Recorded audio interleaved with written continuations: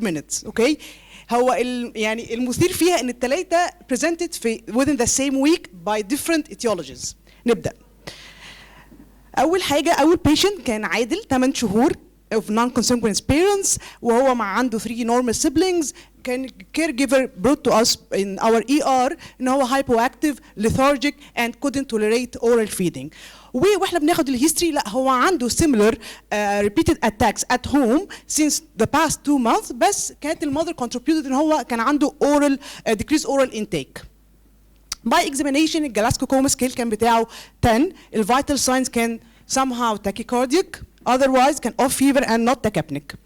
His weight was minus 1.8 standard deviation, his length minus 1.5 standard deviation, no hepatosplenomegaly and neurologically was free. His routine labs totally were normal except for the hypoglycemia. His random blood glucose was 17 milligram per deciliter. So golden sample was taken immediately, which revealed a non-ketotic hypoglycemia and hyperinsulinemia. Serum insulin كان 7800 والسي peptide was 0.14 and was non-ketotic. طيب هنعمل ايه؟ جبنا مامته، مين قاعد معاه؟ مين بيقعد معاه؟ انا بشتغل وبيقعد مع حماتي. طب هو حماتك عندها دايابيتس؟ عندها دايابيتس. طب بتاخد انسولين؟ بتاخد انسولين. طب يا جماعه هو في مشاكل؟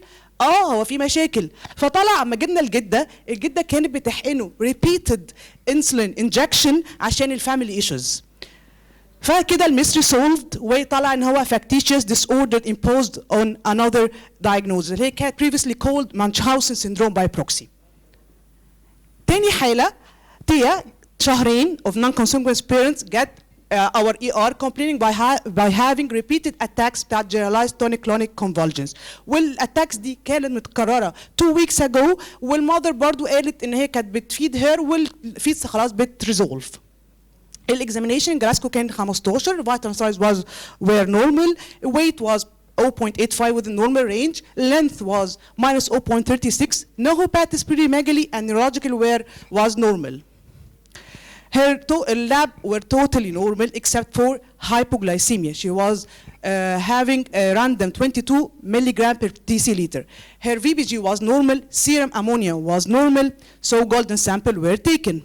Revealed non-ketotic hypoglycemia, serum insulin كان 13.8, C-peptide was 5.1. بعتنا لها genetic testing revealed ان هي hyperinsulinemia hypoglycemia familial 1 اللي هي ABCC8 related hyperinsulinism. And sandostatin was started, her random blood glucose levels were maintained. لسه الMRI والدوبا PET scan لسه pending. آخر حالة لوجين 2-year and 3-month-old girl of non-consanguineous parents. She was previously a healthy girl, brought by her caregiver to our ER complaining of lethargic and disturbed level of consciousness.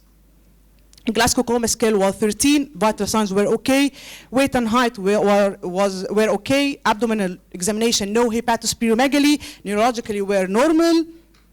Her routine lab were withdrawn, all were normal except for mild acidosis in the VBG and hypoglycemia. Her random was 28 milligram per deciliter. Golden sample was taken.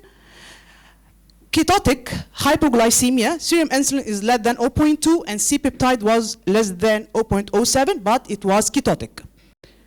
Back to our history. سألنا الأم مثلا هي نامت بدري ما كلتش، قالت دي نامت اليوم اللي قبليها فعلا بدري و she fasted more over than 10 hours. So diagnosis was ketotic hypoglycemia of toddlers.